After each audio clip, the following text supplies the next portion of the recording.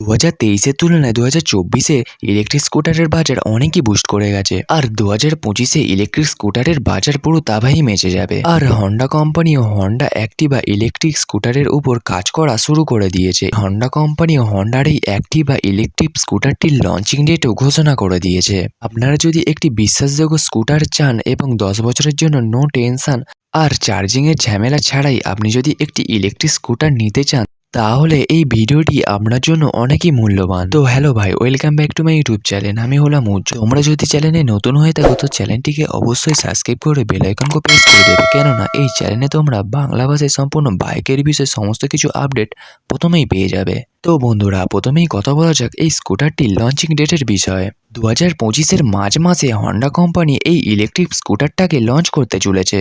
আর Honda company ও হন্ডার এই electric স্কুটারটির মধ্যে অসাধারণ কিছু ফিচার্স আপডেট করেছে। যদিও ফিচার্স সম্বন্ধে হন্ডা কোম্পানি সেরকমভাবে কিছু রিভিল করেনি, তবে বিশেষভাবে এই ফিচার্সগুলিই হওয়া সম্ভব।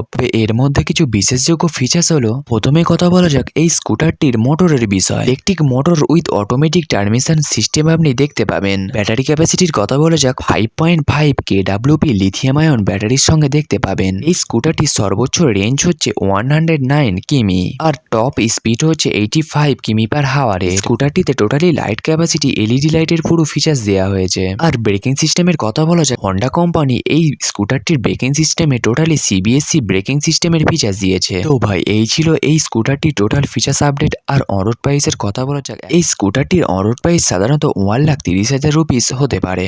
তো ভাই, এই স্কুটারটার মধ্যে যদি আপনার কিছু বিশেষ মতামত থাকে তো অবশ্যই কমেন্ট বক্সে বলবে। আর ভিডিওটি যদি ভালো লেগে থাকে তো অবশ্যই একটি লাইক করে দেবে।